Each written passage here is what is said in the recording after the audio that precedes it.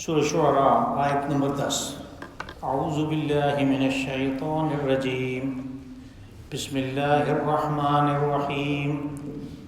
وَإِذْ نَادَى رَبُّكَ مُوسَىٰ أَنِ ائْتِ الْقَوْمَ الظَّالِمِينَ قَوْمَ فِرْعَوْنَ أَلَا يَتَّقُونَ قَالَ رَبِّ إِنِّي أَخَافُ أَن يُكَذِّبُونِ وَيَضِيقُ صَدْرِي وَلَا يَنطَلِقُ لِسَانِي فَأَرْسِلْ إِلَىٰ هَارُونَ وَلَهُمْ عَلَيَّ ذَنبٌ فَأَخَافُ أَن يَقْتُلُونِ قَالَ كَلَّا فَاذْهَبَا بِآيَاتِنَا إِنَّا مَعَكُمْ مُسْتَمِعُونَ فَأْتِيَا فِرْعَوْنَ فَقُولَا إِنَّا رَسُولُ رَبِّ الْعَالَمِينَ أَنْ أَرْسِلْ مَعَنَا بَنِي إِسْرَائِيلَ قَالَ أَلَمْ نُرَبِّكَ فِينَا وَلِيدًا وَلَبِثْتَ فِينَا مِنْ عُمُرِكَ سِنِينَ وَفَعَلْتَ فَعْلَتَكَ الَّتِي فَعَلْتَ وَأَنْتَ مِنَ الْكَافِرِينَ قَالَ فَعَلْتُهَا إِذًا وَأَنَا مِنَ الضَّالِّينَ فَفَرَرْتُ مِنْكُمْ لَمَّا خِفْتُكُمْ فَوَهَبَ لِي رَبِّي حُكْمًا وَجَعَلَنِي مِنَ الْمُرْسَلِينَ وَتِلْكَ نِعْمَةٌ تَمُنُّهَا عَلَيَّ أَنْ عَبَّدتَّ بَنِي إِسْرَائِيلَ صدق اللہ العظیم۔ وَإِذْ نَادَى رَبُّكَ مُوسَىٰ أَنِ ائْتِ الْقَوْمَ الظَّالِمِينَ، اور جب موسیٰ علیہ السلام کو اس کے رب نے پکارا کہ فرعون کے پاس جاؤ، اور یہ بڑی ظالموں کی قوم ہے، قوم فرعون لا یتقون، اور ان سے ذرا پوچھو تو صحیح کہ جو برے اعمال ہیں ان کے برے انجام سے وہ ڈرتے نہیں۔ قال رب انی اخاف ان یکذبون، حضرت موسیٰ علیہ السلام نے فرمایا کہ یا رب مجھے اندیشہ ہے کہ وہ مجھے جھٹلا دیں گے۔ وَيَضِيقُ صَدْرِي وَلَا يَنطَلِقُ لِسَانِي فَأَرْسِلْ إِلَىٰ هَارُونَ، اور میرا سینہ گھٹتا ہے اور میری زبان میں وہ روانی نہیں ہے، تو آپ یہ جو بوجھ ہے رسالت کا یہ میرے بھائی ہارون کے حوالے کر دیں۔ وَلَهُمْ عَلَيَّ ذَنبٌ فَأَخَافُ أَن يَقْتُلُونِ، اور ساتھ میں مجھے اس بات کا اندیشہ ہے کہ میں نے اس قوم کا یعنی قبطیوں کا، فرعون کی قوم کا ایک آدمی مارا ہوگا، تو ہو سکتا ہے اس کے بدلے میں وہ مجھے قتل کر دے۔ قال کلا، اللہ پاک نے فرمایا ایسا ہرگز نہیں ہے۔ فَاذْهَبَا بِآيَاتِنَا إِنَّا مَعَكُمْ مُسْتَمِعُونَ، ہماری نشانیاں، ہماری آیات لے کر جاؤ، معجزات لے کر جاؤ، ہم تمہارے ساتھ ہیں، بڑے غور سے سن رہے ہیں سب کچھ۔ فَأْتِيَا فِرْعَوْنَ فَقُولَا إِنَّا رَسُولُ رَبِّ الْعَالَمِينَ، تو پھر وہ دونوں حضرت موسیٰ اور حضرت ہارون علیہ السلام فرعون کے پاس آئے اور انہوں نے کہا کہ ہم رب العالمین کی طرف سے بطور رسول آئے ہیں، ان ارسل معنا بنی اسرائیل، اور اس پیغام کے ساتھ آئے ہیں کہ بنی اسرائیل کو ہمارے ساتھ روانہ کر دے۔ قال الم نربک فینا ولیدا ولبثت فینا من عمرک سنین، فرعون کہنے لگا کہ تم نے ہمارے ہاں جب تم چھوٹے تھے پرورش نہیں پائی، اور ایک سال کچھ سال اپنی زندگی کے ہمارے گھر میں نہیں گزارے۔ وَفَعَلْتَ فَعْلَتَكَ الَّتِي فَعَلْتَ وَأَنْتَ مِنَ الْكَافِرِينَ، اور پھر تم نے وہ کام کر دیا جو تم نے کیا، اور تم تو بڑے ناشکرے ہو۔ قَالَ فَعَلْتُهَا إِذًا وَأَنَا مِنَ الضَّالِّينَ، حضرت موسیٰ علیہ السلام نے فرمایا کہ یہ کام مجھ سے ہوا، میں اس کا اقرار کرتا ہوں، لیکن اس وقت میں صحیح راستے کی تلاش میں تھا۔ فَفَرَرْتُ مِنْكُمْ لَمَّا خِفْتُكُمْ فَوَهَبَ لِي رَبِّي حُكْمًا وَجَعَلَنِي مِنَ الْمُرْسَلِينَ، اور پھر میں تمہارے ہاں سے بھاگ گیا ڈر سے، اور پھر میرے رب نے مجھے صحیح فیصلہ کرنے کی صلاحیت عطا کی اور مجھے رسولوں میں سے بنایا۔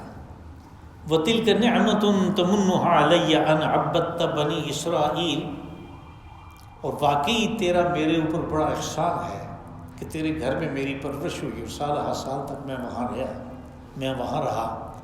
لیکن اس کا یہ مطلب نہیں ہے کہ سارے بنی اسرائیل کو اس کے بدلے میں تو غلام بنا لے۔ حضرت موسیٰ علیہ السلام کی سوانح عمری کا ایک بڑا دلچسپ اور بہترین قسم کا ایک پہلو یہاں پہ ہے۔ اس میں دلچسپی کی یہ بات ہے کہ حضرت موسیٰ علیہ السلام کا جو واقعہ ہے، یہ جہاں ایک طرف قریش کے لیے ایک آئینہ ہے، اور اس میں وہ اپنا مستقبل دیکھ سکتے ہیں، اس لیے کہ حضرت موسیٰ علیہ السلام کی رسالت اور رسول اللہ صلی اللہ علیہ وسلم کی رسالت میں بڑی مشابہت ہے۔ حضور سے پہلے جو کامل شریعت کے رسول تھے، جو کامل شریعت لے کے آئے، وہ موسیٰ علیہ السلام، ان کے علاوہ کسی کے ہاں شریعت نہیں ہے، چند بنیادی قوانین تھے۔ حضرت موسیٰ علیہ السلام کی دوسری رسالت ہے، ایک فرعون کی طرف، یعنی اہل قبط کی طرف، کہ ان کو توحید کی دعوت دینی ہے، اور فرعون نے جو اپنے اندر ایک الوہیت کا بنا رکھا تھا حیولہ، اور تمام لوگوں کو کہتا تھا کہ تم میرے سٹیچوز جو ہیں، میرے بت، اس کے بت رکھے ہوئے تھے پورے ملک میں، کہ ان کی ڈنڈوت کرو، تو وہ رعایا کو اپنے حضور، اپنے بتوں کے حضور جو جھکاتا تھا، حضرت موسیٰ علیہ السلام نے اس کی الوہیت کا انکار کرتے ہوئے اللہ وحدہ لا شریک کی الوہیت کا پیغام دیا۔ اور دوسری رسالت آپ کی، دوسرا پہلو اس کا، وہ بنی اسرائیل کو منظم کر کے ایک قوم بنانا۔ بنی اسرائیل مصر کے اوپر حکمران تھے، اور یہ آپ کو پتہ ہے کہ حضرت یوسف علیہ السلام عزیز مصر کے انتقال کے بعد، یعنی بلا شرکت غیر پورے مملکت کے حکمران ہوئے، اور وہ حضرت یعقوب کے بیٹے ہیں، تو یوں بنی اسرائیل کو مصر کی حکومت مل گئی۔ پھر ان کے بعد ان کے جو بھائی ہیں بنیامین، وہ بادشاہ ہوئے۔ پھر حضرت یوسف علیہ السلام کے بیٹے منشا، اس نے بادشاہت کی۔ پھر جب دوسرے بیٹے کی باری آئی تو مصر میں ایک نیشنلسٹ ریولوشن آ گیا، ایک انقلاب برپا ہو گیا۔ اس انقلاب کے نتیجے پہ اہل قبط نے، جو کہ مقامی لوگ تھے، قبطیوں نے، یعنی فرعون کی قوم نے اقتدار پہ، تخت حکومت پہ قبضہ کر لیا اور بنی اسرائیل کو غلام بنا لیا۔ اور غلام بنانے کا اس زمانے میں طریقہ یہ ہے، آج تک وہ چلتا ہے، کہ آپ ان سے ہر قسم کے ہتھیار لے لیں، ان کو اتنی خوفناک قسم کی جبر و مشقت میں ڈالیں کہ وہ سارا دن اگر وہ کام کرتے رہیں تو کچھ اور کرنے کی صلاحیت ختم ہو جائے۔ اور فرعونیوں نے تو یہ احتیاط کی کہ عورتوں اور مردوں سے کام لیتے تھے۔ حامان جو کہ وزیر تعمیرات تھا، اس نے وہ بھٹے بنا رکھے تھے اینٹوں کے، اور یہ جو احرام مصر ہیں، یہ فرعونیہ کے زمانے کے بنے ہوئے ہیں، جو عجائبات عالم میں سے ہیں، اور یہ سارا کام انہوں نے بنی اسرائیلیوں سے لیا، ان غلاموں سے لیا۔ بالکل اسی طرح جس طرح بعد کے زمانوں میں، آج سے 200 سال پہلے، فرانسیسیوں نے اپنی جو کالونیاں تھیں افریقہ میں، وہاں سے لوگوں کو لے آئے اور پورے پیرس شہر کو نیچے سے کھود کے انہوں نے میٹرو بنائی، زیر زمین ریل بنائی، اور اس میں ایسی ایسی راک ہے، اس زمانے میں وہ نہ بلاسٹنگ ہوتی تھی نہ اور کچھ ہوتا تھا، وہ ہاتھوں سے کیا انہوں نے سارا۔ بالکل انہوں نے بھی یہی کام لیا ان سے، اور پھر رات کو ان کو کے لیے علیحدہ بستی بنائی ہوئی تھی، وہاں پہ ان کو وہ تقریباً قید کر دیتے تھے، اس کا نام جوشن تھا۔ یہ باتیں جو میں کہہ رہا ہوں یہ اسرائیلی لٹریچر سے نکلتی ہیں۔ جو بنی اسرائیل ہیں یہ انبیاء کی اولاد ہیں، ان کے اندر توحید کا مادہ موجود تھا، اللہ سے ان کا تعارف موجود تھا، لیکن غلامی میں سالہ سال کی، صدیوں کی غلامی کی وجہ سے وہ ایک منظم قوم نہیں رہے تھے۔ تو حضرت موسیٰ علیہ السلام کو ان کو ایک منظم قوم بنانے کا کام حوالے ہوا۔ آپ دیکھیں گے آگے جب ہم چلتے ہیں کہ حضرت موسیٰ علیہ السلام نے 2 مطالبے کیے۔ یہاں پہ آپ کے پہلے مطالبے کا ذکر نہیں ہے، لیکن الفاظ کے اندر وہ چیز موجود ہے کہ فرعون کو کہا کہ تو کیسے معبود بن گیا، تو کیسے الہ بن گیا؟ سارا الہ تو رب العالمین ہے، وہ سب کا معبود ہے، تو ہماری طرح کا ایک انسان ہے۔ اور دوسرا کہا کہ ارسل معنا بنی اسرائیل کو ہمارے ساتھ بھیجو۔ ہم دیکھتے ہیں کہ وہ بنی اسرائیل کو کہاں لے جانا چاہتے تھے۔ تو اللہ پاک نے فرمایا، جب یہ اس زمانے کی بات ہے جب موسیٰ علیہ السلام مدین چلے گئے تھے، جب ان کے ہاتھ سے بالکل ایک یعنی وہ جس کو کہتے ہیں قتل خطا، غلطی سے ایک آدمی صرف ایک مکہ لگنے سے مر گیا، تو وہ قبطی جو مر گیا وہ فرعون کی اس قوم کا آدمی تھا، فرد تھا۔ تو حضرت موسیٰ علیہ السلام کو فرعون کے دربار میں جو ایک آدمی موسیٰ علیہ السلام کی رسالت کو مانتا تھا، جس کا ذکر آگے سورہ مومن میں آئے گا، وہ بھاگتا ہوا آیا۔ جب انہوں نے مشورہ کیا اور انہیں پتہ چلا کہ یہ موسیٰ نے یہ کام کیا ہے بندہ قتل کرنے کا، تو اس نے کہا پکڑو۔ تو وہ بھاگتا ہوا آیا، وَجَاءَ رَجُلٌ مِّنْ أَقْصَى الْمَدِينَةِ يَسْعَىٰ قَالَ يَا مُوسَىٰ إِنَّ الْمَلَأَ يَأْتَمِرُونَ بِكَ لِيَقْتُلُوكَ فَاخْرُجْ۔ کہنے لگا موسیٰ ادھر تو وہ مشورے کر رہے ہیں کہ اس کو پکڑو اور قتل کرو، تو میں تمہارا ہمدرد ہوں، بھاگو یہاں سے، نکل جاؤ۔ حضرت موسیٰ علیہ السلام مدین چلے گئے، یعنی اس کی قلمرو سے باہر نکل گئے۔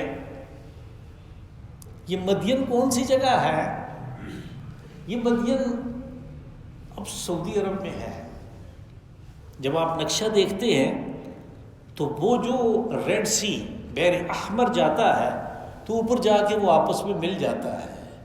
وہ جو پورٹ ہے، وہ جو بندرگاہ ہے، وہ اسرائیل کے قبضے میں ہے، اور اس سے اس طرف جو ہے وہ سارا سعودی عرب ہے، اور یہ وہی جگہ ہے جہاں پہ اب وہ ایک نیا شہر نیوم بنا رہے ہیں۔ تو وہ جو چونکہ پانی اس کی اس پار تھی، اس لیے وہ فرعون کے قلمرو سے باہر تھی، اور وہ وہاں پہ چلے گئے۔ جب وہ واپس آ رہے تھے اپنی بیوی کے ساتھ، اور وہ واقعہ سورہ قصص میں آئے گا تفصیل سے کہ وہاں پہ ان کی شیخ مدین کی بیٹی سے شادی ہوئی، اور وہ 8 سال کے بعد جب واپس آ رہے تھے تو راستے میں انہیں منصب رسالت سے سرفراز کیا گیا، اللہ نے ان کے ساتھ کلام کیا۔ تو جب وہ رسول بنا دیے گئے تو پھر یہ حکم ہوا، وَإِذْ نَادَىٰ رَبُّكَ مُوسَىٰ أَنِ ائْتِ الْقَوْمَ الظَّالِمِينَ قَوْمَ فِرْعَوْنَ۔ پھر حضرت موسیٰ علیہ السلام کو اس کے رب نے پکارا کہ موسیٰ جاؤ، اس ظالم قوم کی طرف جاؤ۔ پھر اس کی تشریح کی، ظالم قوم کون سی؟ قوم فرعون۔ الا یتقون، کہ وہ بہت ہی برے اعمال کر رہا ہے۔ کون سے برے اعمال ہیں؟ کہ اولاد آدم کو اس قسم کی مصیبتوں میں ڈالنا جو میں نے عرض کی، جو حامان نے جاری رکھی ہوئی تھی ان کے ساتھ، اور جو بالکل انسانی یعنی جو انسانی جو ہیولا ہے، جو اس کی تعظیم اور اس کی تحریم اور اس کی حرمت کا جو اللہ نے تصور دیا، اس کے بالکل خلاف ہے۔ تو کہا کہ وہ تو ان کے اوپر ظلم کر رہا ہے، قوم الظالمین، تو اس کے پاس جاؤ اور ان سے یہ بات کہو کہ ہر برے کام کا برا نتیجہ نکلتا ہے۔ یعنی کسی برے کام کرنے والے کو یہ نہیں سوچنا چاہیے کہ نہیں یہ دوروں کے ساتھ ہوتا تھا، میرے ساتھ نہیں ہوا، میرے ساتھ نہیں ہوگا، نہیں، ہو کے رہے گا۔ اس دنیا میں نکلے تو نکلے، نہیں تو بعد میں ضرور نکلے گا، برے کام کا برا نتیجہ نکلے گا۔ تو وہ برا نتیجہ کوئی اتنا آسان نہیں ہے، اس کو فیس کرنا، اس سے دو چار ہونا جو ہے اتنا آسان نہیں ہے۔ اس لیے کہا کہ اس سے ڈرو، ان سے پوچھو کہ اس سے ڈرتے کیوں نہیں، اللہ جب تک وہ کیوں نہیں ڈرتے ہو تم؟ قال رب انی اخاف ان یکذبون۔ حضرت موسیٰ علیہ السلام نے اپنے خدشے کا اظہار کیا۔ اب یہ جو خدشے کا اظہار ہے، یعنی ایک منصب نبوت و رسالت مل رہا ہے، لیکن اس کی جو ذمہ داری ہے، اس کی ذمہ داری کا جو بوجھ ہے، اس کی وجہ سے موسیٰ علیہ السلام ہے وہ پریشان ہو گئے کہ یہ میں کس طرح کروں. اب اس کام کو کرنے کے لیے جو صلاحیتیں چاہیے، حضرت موسیٰ علیہ السلام ان کی کمی کا تذکرہ کر رہے ہیں. کہا کہ انی اخاف ان یکذبون، مجھے اندیشہ ہے کہ وہ مجھے جھٹلائیں گے. یعنی میں کہوں گا میں رسول ہوں، وہ کہیں گے نہیں یہ کیسے آ گیا رسول بن گیا، ہماری غلام قوم کا آدمی ہے، اس نے ہمارے یہاں سے ایک آدمی کو قتل کیا ہوا.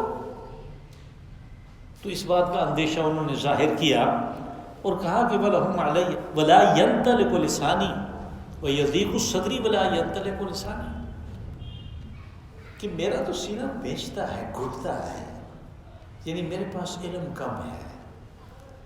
یہاں پہ یہ بات یاد رکھنی چاہیے کہ جو منصب رسالت ہے وہ خود ایک بہت بڑا علم ہے جو اللہ کی طرف سے عطا کر دیا جاتا ہے. رسول اپنے وقت میں سب سے بڑا عالم ہے، اور اس معاملے کے اوپر ہم بحث کر رہے ہیں سورہ کہف میں کہ جب حضرت موسیٰ علیہ السلام کا اور خضر کا واقعہ تھا تو اس میں نے تفصیل سے گزارش کی تھی کہ اس کا علم حضرت موسیٰ کے علم سے زیادہ نہیں ہے، اس لیے کہ اس کے پاس علم خدا بندی ہے، رسالت کا علم ہے، اپنے وقت کا سب سے بڑا عالم ہے. اس کے پاس علم لدنی ہے، اللہ نے اس کو تکوینی جو نتائج ہیں ان سے کچھ آگاہ کر دیا. وہ بات وہاں پہ اس واقعے میں تفصیل سے آ گئی تھی. تو اب موسیٰ علیہ السلام کو وہ جو معرفت حاصل ہوئی، جو علم حاصل ہوا، اس کا اندازہ نہیں ہے، اور وہ کہتے ہیں کہ وَيَضِيقُ صَدْرِي، میرا تو سینہ بیچتا ہے، گھٹتا ہے، وَلَا يَنْطَلِقُ لِسَانِي، اور میری زبان جو ہے اس میں اتنی روانی نہیں ہے.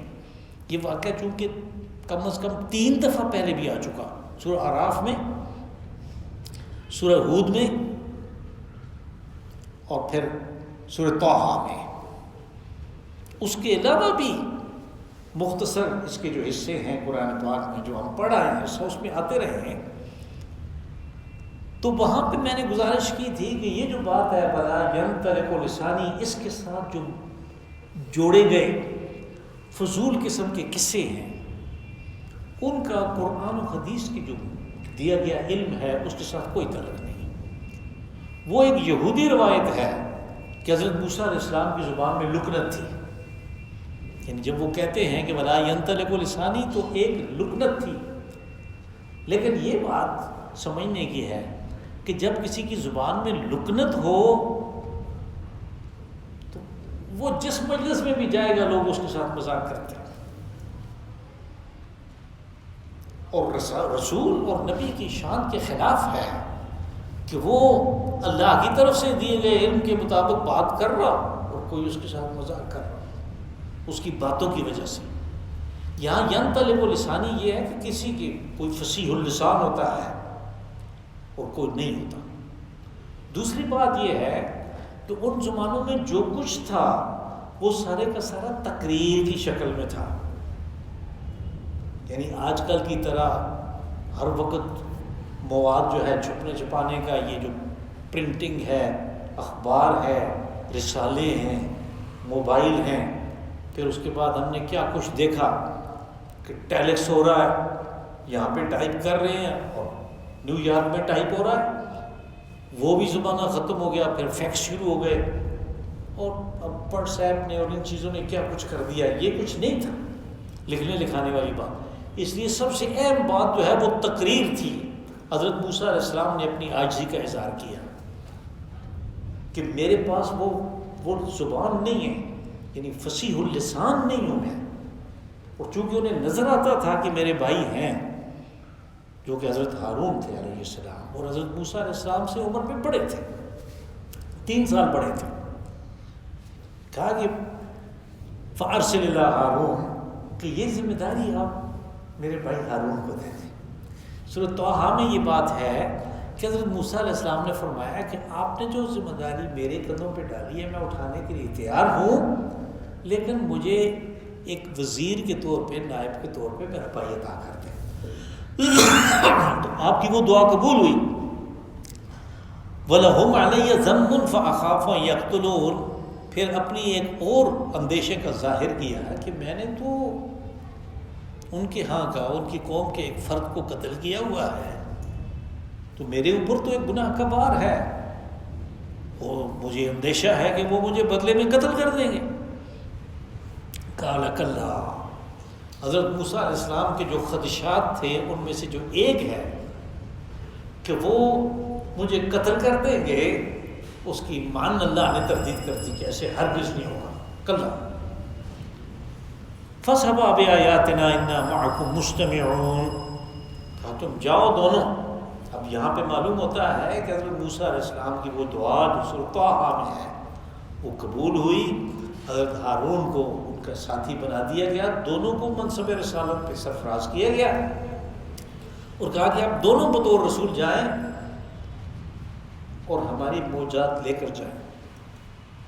فرعون کے دربار میں جانے کے لیے حضرت موسیٰ علیہ السلام کو اللہ رب العزت نے پہلے سے مسلح کیا، اور وہ اسلحہ آپ کے پاس عصا کی شکل میں اور ید بیضا کی شکل میں تھا۔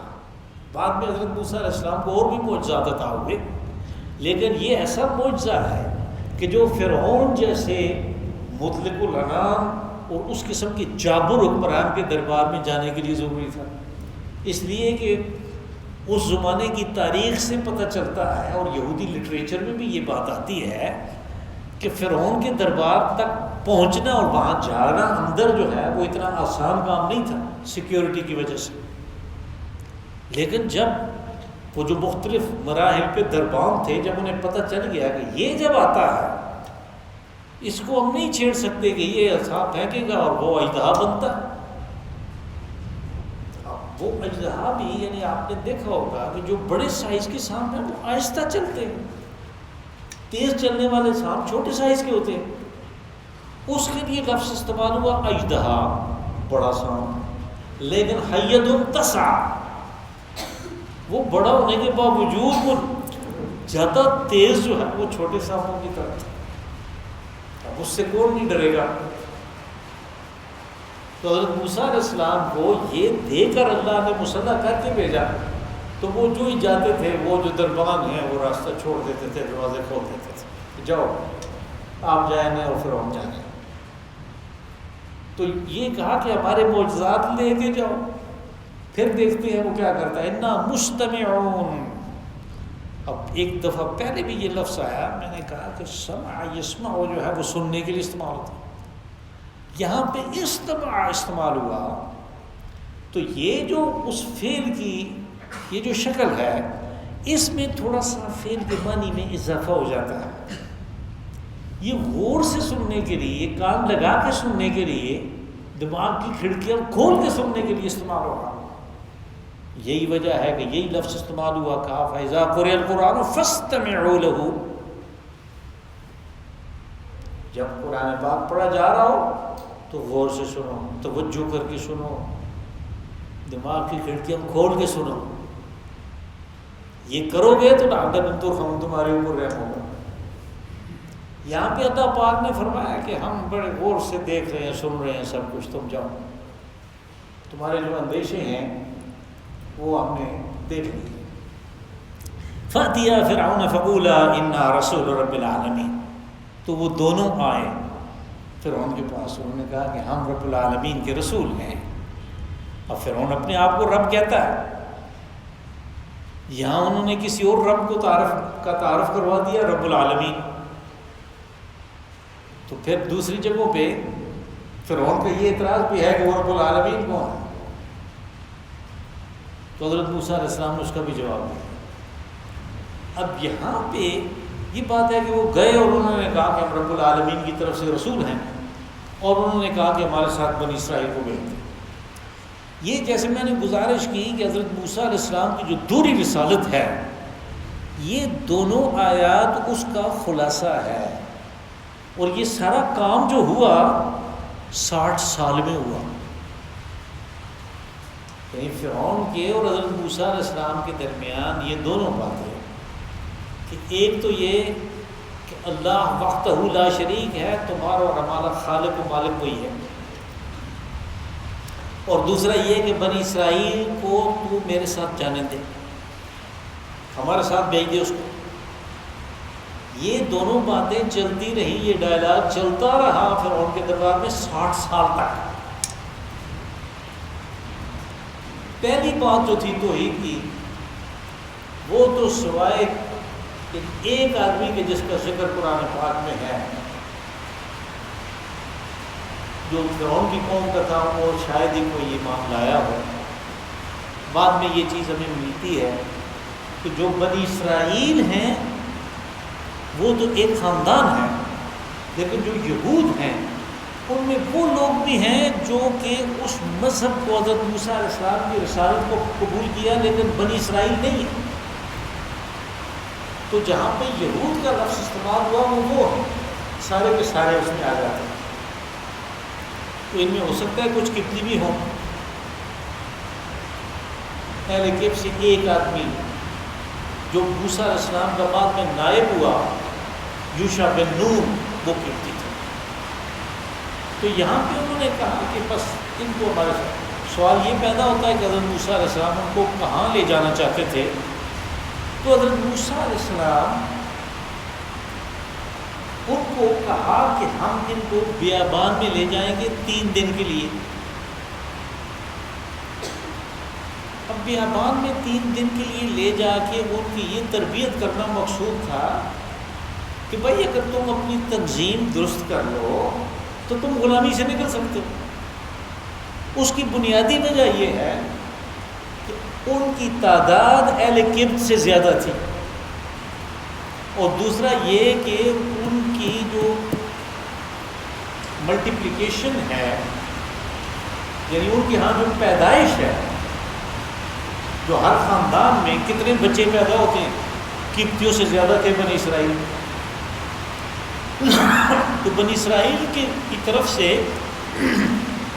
اس بات کا خدشہ موجود تھا قبطیوں کو، فرعون کو، کہ یہ کسی وقت بھی اگر منظم ہو گئے تو یہ ہم سے اقتدار واپس لے لیں گے، اس لیے کہ اصل اقتدار تو ان کے پاس تھا، انہوں نے تو ان سے لیا تھا۔ بس وہ ان کو اس غلامی سے، اس بستی جشن سے باہر نہیں نکلنے دیتے تھے، اور ان کی حاضری عورتوں کی بھی اپنے گھروں میں لگاتے تھے صبح سویرے، اور مردوں کی کام کے اوپر، اور سارا دن ان سے کام لیتے تھے، عورتوں مردوں سے۔ تو جب انہوں نے کہا کہ ہمارے ساتھ جانے دے دو، ان کو تو یہ بات بہت عجیب لگی، لیکن بالآخر آپ کو پتہ سورۃ اعراف میں وہ بات گزر چکی کہ کبھی ان کے اوپر طوفان آیا، کبھی وہ مینڈکوں کا عذاب آیا، کبھی خون کا عذاب آیا، تو وہ یکے بعد دیگرے جو عذاب آتے رہے، بالآخر وہ ناکام ہے، اور فرعون نے کہا لے جاؤ۔ تو وہ بنی اسرائیل کو لے کے راتوں رات نکل گئے، سارے بنی اسرائیل۔ بعد میں فرعون کو خیال آیا کہ یہ تو واپس آئیں گے، یہ حملہ کریں گے، پتہ نہیں کیا کریں گے، ان کا تعاقب کرتے۔ تو وہ تو موسیٰ علیہ السلام اپنی قوم کو لے کر اسی راستے سے گئے جہاں سے وہ پہلے مدین گئے تھے، تو پانی نے انہیں راستہ دیا، فرعونی وہاں پہ غرق ہو گئے اس پانی میں۔ یہ پھر اس کے بعد کیا ہوا وہ آگے سورۃ قصص میں آیا تھا۔ ان ارسل معنا بنی اسرائیل، اصل میں یہ بے ان ارسل ہے، با جو ہے عربی قاعدے کے مطابق محذوف ہو گیا، یعنی انہوں نے کہا ہم رسول ہیں رب العالمین کی طرف سے، اس پیغام کے ساتھ آئے ہیں کہ بنی اسرائیل کو ہمارے ساتھ بھیجو۔